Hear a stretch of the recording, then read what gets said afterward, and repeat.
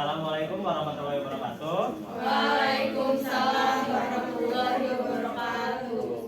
Gimana nih kabarnya hari ini anak-anak? Baik, Pak. Baik, Pak. Ya, sebelum memulai pelajaran pada kesempatan kali ini, saya minta tolong ke ketua kelas buat mempersiapkan kelasnya dulu nih. Kepada ketua kelas dipersilakan. Perhatian, ya, berdoa dimulai.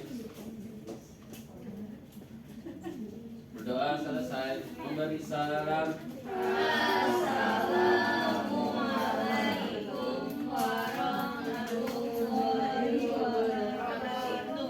Waalaikumsalam warahmatullahi wabarakatuh. Nah, sebelumnya Bapak mau nanya nih, kira-kira dari anak-anak sekalian ada yang masih ingat gak sih pelajaran yang dikasih sama Ibu Indah kemarin? Jepang, Pak. Bukan dong. Beda. Ayo, ada yang masih ingat gak? Ya, betul sekali, pemenuhan kebutuhan hidup. Nah, kira-kira anak-anak ada yang masih ingat gak sih kebutuhan hidup itu ada berapa jenisnya? Apa aja tuh? Yang paling utama harus kita utamain tuh bukan apa? Kenapa? Karena kebutuhan hidup. Betul sekali. Ya, betul sekali. Nah, sekarang Bapak mau ngebahas tentang upaya pemenuhan kebutuhan pokok. Nah, saya minta tolong dong Savana buat baca bahasan pokoknya. Bahasan pokok yang pertama ada definisi upaya pemenuhan kebutuhan pokok. Yang kedua, faktor yang mempengaruhi upaya pemenuhan kebutuhan pokok. Dan yang terakhir, apa saja upaya yang dilakukan untuk memenuhi kebutuhan pokok. Iya, betul sekali. Jadi di sini pembahasannya ada 3. Yang pertama ada definisi, yang kedua ada faktor-faktor, dan yang ketiga itu ada upaya yang dilakukan untuk memenuhi kebutuhan pokok. Nah, next slide-nya. Nah, tujuan pembelajarannya itu yang pertama, peserta didik mengetahui definisi upaya pemenuhan kebutuhan pokok. Yang kedua, peserta didik mengetahui faktor-faktor yang mempengaruhi upaya pemenuhan kebutuhan pokok. Dan yang ketiga, peserta didik mengetahui apa saja yang dilakukan untuk memenuhi kebutuhan pokok. Oh ya, sebelum memasuki materinya nih, saya mau nanya, kebutuhan pokok itu ada yang tahu nggak artinya apa? Yang pokok itu kan Kebutuhan sehari-hari. Ya, betul. Kebutuhan apa? Inti, ya betul. Nah, kalau begitu tuh kebutuhan pokok itu sama dengan kebutuhan apa namanya? primer. Ya, betul sekali. Kenapa sama dengan kebutuhan primer? Iya, betul sekali. Nah, selanjutnya, di sini ada definisi dari kebutuhan pokok. Kebutuhan pokok adalah kebutuhan dasar yang diperlukan manusia untuk mempertahankan keberlangsungan hidupnya gitu. Nah, di sini tuh meliputi yang pertama ada makanan, yang kedua ada tempat tinggal, yang ketiga ada pakaian, yang keempat ada kesehatan, dan juga ada Pendidikan. Nah, di sini makanan itu kalau di kebutuhan primer disebut sebagai apa? Kan ada 3 tuh. Apa aja kalau di kebutuhan primer? Standar.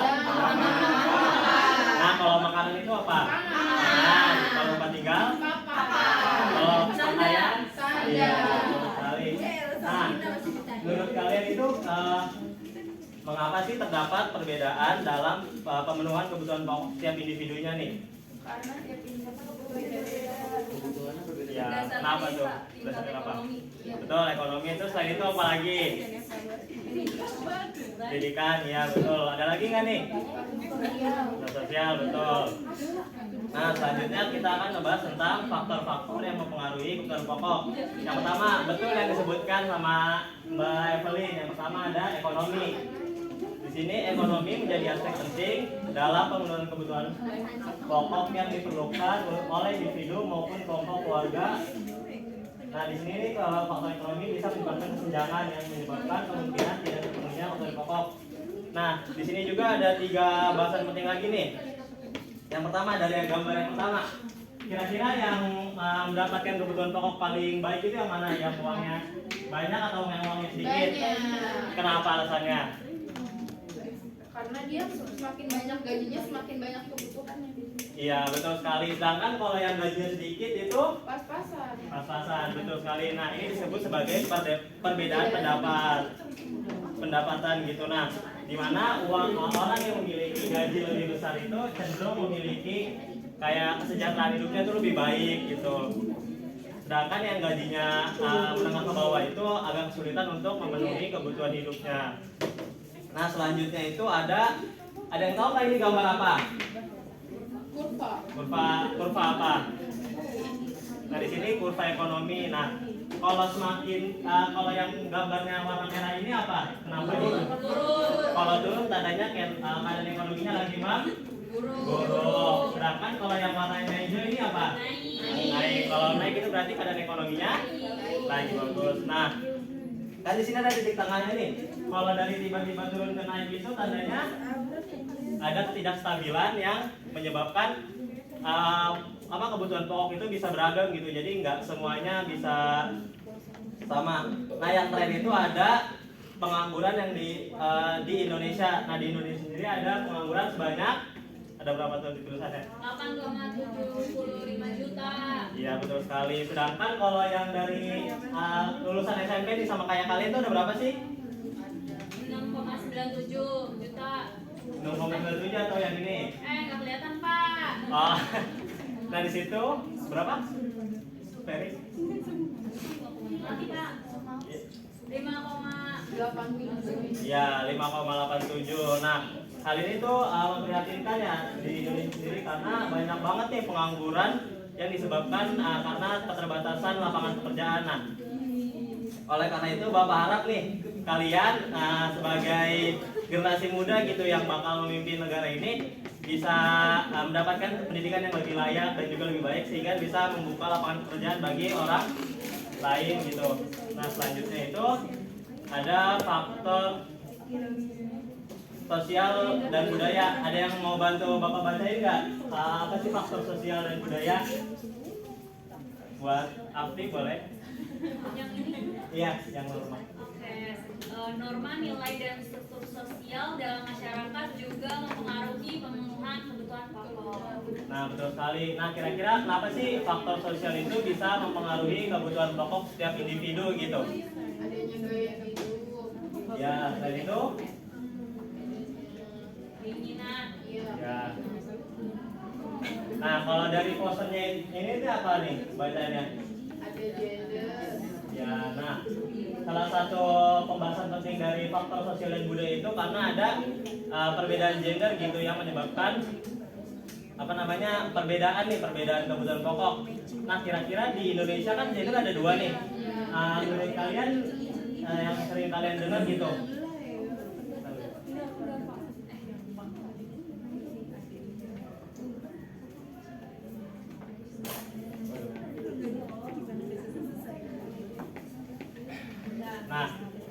Nah, gender yang sering kalian dengar sering dikucilkan itu gender apa? Perempuan. Kenapa nih kira-kira ada yang tahu nggak? Karena ngerasa cewek itu lemah. Ya betul sekali. Selain itu ada lagi nggak? Patriarki, ya betul sekali. Nah di sini itu bentuk-bentuk ketidakadilan gender itu ada 5. Yang pertama ada stereotype, yaitu pelabelan negatif terhadap salah satu jenis kelamin gender. Nah kira-kira di sini ada yang pernah dengar nggak sih stereotip tentang perempuan itu apa aja? Di sini nih ada gambarnya perempuan lagi pakai baju SMA. Nah kira-kira di Indonesia tuh pandangan masyarakat umum nih terhadap perempuan yang dapat pendidikan lebih tinggi itu gimana sih? Katanya perempuan tuh kalau bisa pendidikannya udah biasa aja karena kan di rumah doang, juga jadi ibu rumah tangga. Iya betul sekali. Nah itu biasa disebut sebagai stereotype. Nah selanjutnya ini ada beban berlebihan. Kira-kira kalian pernah dengar gak sih yang namanya generasi sandwich? Nah kenapa tuh generasi sandwich itu apa sih menurut kalian sendiri? Tanggungan adanya bisa. Nah ya betul sekali. Nah generasi sandwich itu salah satu contoh dari beban berlebihan. Nah biasanya itu dimana mereka seorang kakak itu diberikan beban tugas-tugas yang tidak proporsional dan tidak imbang yang mengakibatkan menurunnya kualitas hidup karena kakaknya itu harus menghidupi keluarganya dan juga adiknya, jadi kualitas hidup dia jadi berkurang. Selanjutnya ada subordinasi, yaitu sikap merendahkan posisi atau status sosial. Yang selanjutnya ada marginalisasi dan yang terakhir adalah kekerasan. Nah di sini ada yang pernah dengar nggak sih di lingkungan keluarganya tuh kayak ada kekerasan seksual atau kekerasan lainnya gitu. Nah menurut tanggapan kalian tuh gimana sih kekerasannya? Negatif, ya. Kenapa? Bikin trauma. Bikin trauma, ya betul sekali. Nah kali ini tuh banyak banget jenis kekerasannya, dari kayak kekerasan fisik, kekerasan psikis, seksual, dan juga ekonomi. Nah selanjutnya ada faktor lingkungan. Nah, Putra boleh bantu Bapak bacain pengertiannya nggak nih? Faktor lingkungan.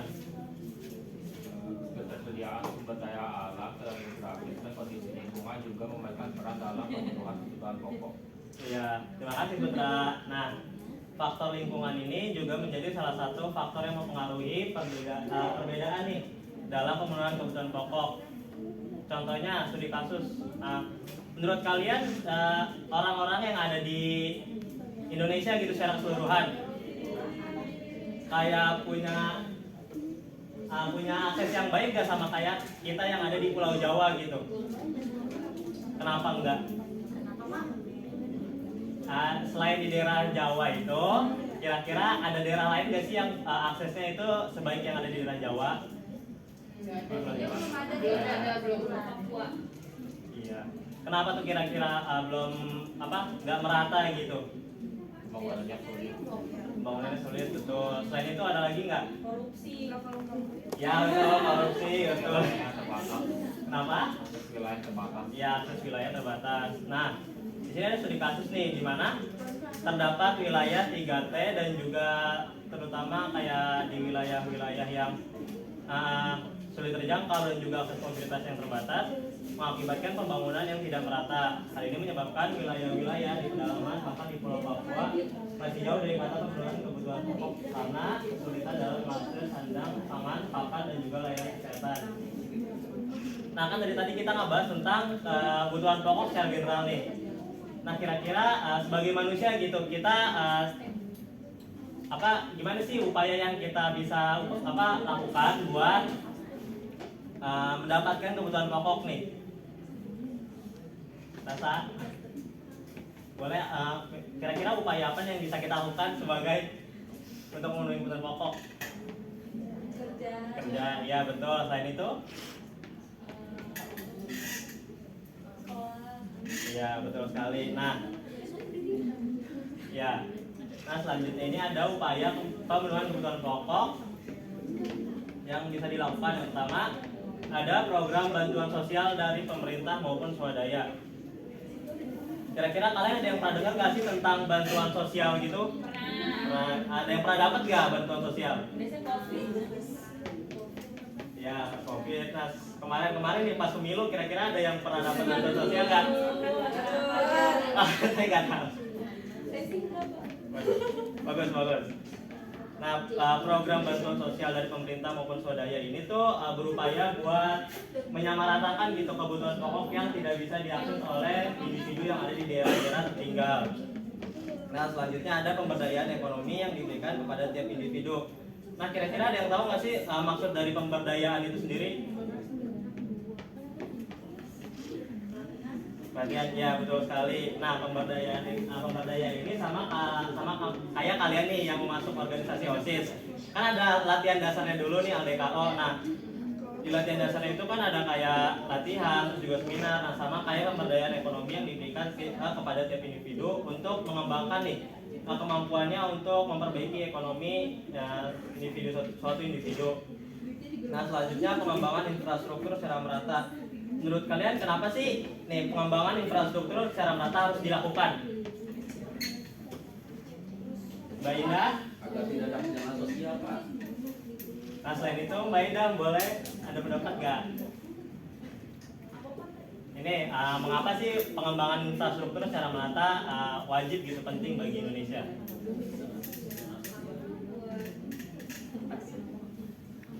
Agar terjadi pemerataan.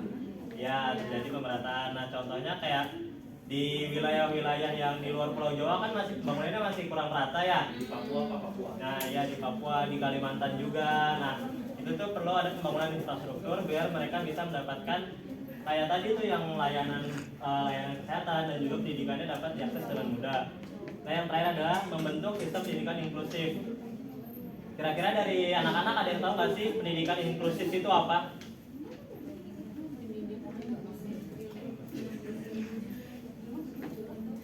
Ya, betul. Ya. Pendidikan yang inklusif itu adalah pendidikan di mana anak reguler dan juga non reguler itu mendapatkan hak kesamaan, betul banget. Nah, di sini nih pemerintah harus bisa membentuk sistem pendidikan yang inklusif. Kan tadi kita ngebahas tentang faktor sosial dan budaya di mana terdapat perbedaan dari gender. Nah, selain dari gender juga ada perbedaan yang membahas tentang apa sih namanya itu? Antara orang yang keterbatasan dan juga yang reguler. Nah, oleh karena itu pemerintah harus bisa menciptakan sistem pendidikan yang inklusif biar mereka tuh yang non reguler itu bisa mendapatkan pendidikan yang sama. Nah, selanjutnya ada kuis. Nih, anak-anak boleh masuk ke link yang udah Bapak kirim di grup.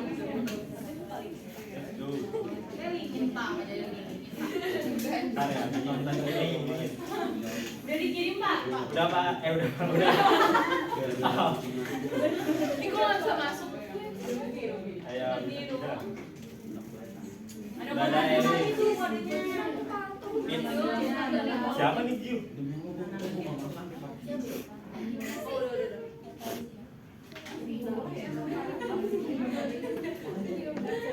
Ayo, siapa yang masih? Bentar Pak, saya lagi loading. Oke. Bentar Pak, saya lagi loading. Hah? Yang ini sudah masuk? Mana? Gara-gara pasang itu jadi gitu. Kok masuk pin? Ya, ini pinnya 405.000 langsung. Tian ngapain? Udah masuk. Pas saya udah Mana? Jajan. Mana? Ada yang udah belum masuk lagi nggak nih? udah pas saya makan. Udah. Ini lucu banget aku tiger. Udah masuk semua belum? Ya. Udah Pak. Oke. Ya.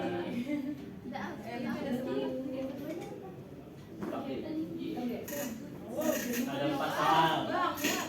Perhatikan ya. Ini loadingnya lama ya? Lihat dari depan. Udah belum? Udah Pak. Tapi jawabnya gimana? Sabar, lihat aja dulu. Oh. Tunggu.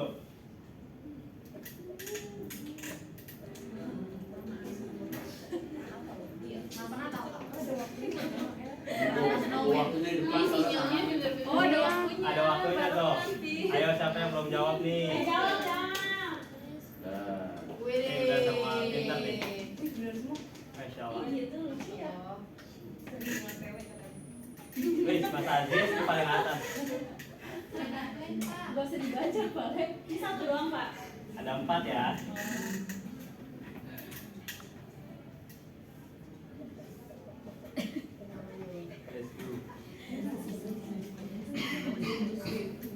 Bismillah. Wih. Ini nama siapa pakai bahasa Korea?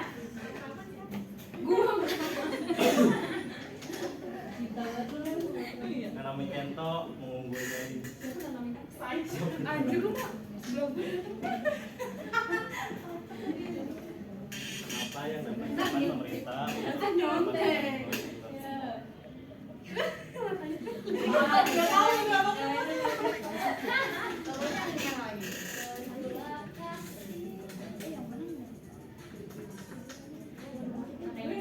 Oh, betul semua. Wih. Masya Allah. Pada berarti ini. Ini siapa sih bahasa Korea saya kalah mulu. Ya. Oke, Aziz nih belum sama. Iya, saya bantuin, Pak. Kerjain sendiri ya.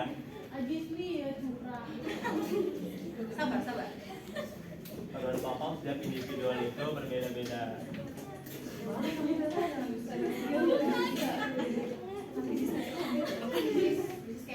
Wih, yang nah, nanti dulu. Kita mulai. Nah, yang pertama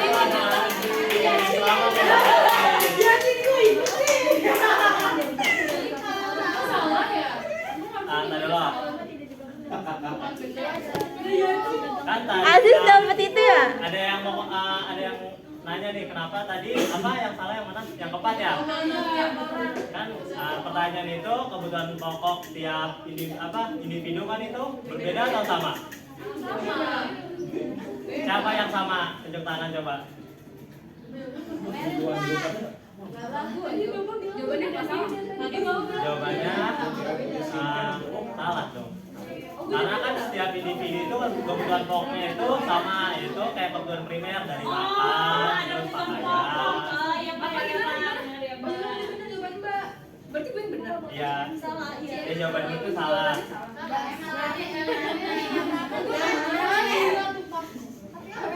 Nah, sebelum menutup ini, kira-kira dari anak-anak ada yang menyampaikan kesimpulan nggak nih tentang pembelajaran kita kali ini? Tadi yang jelasin siapa tuh?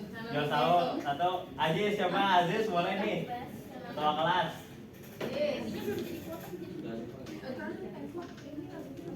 Atau ada siapa yang mau?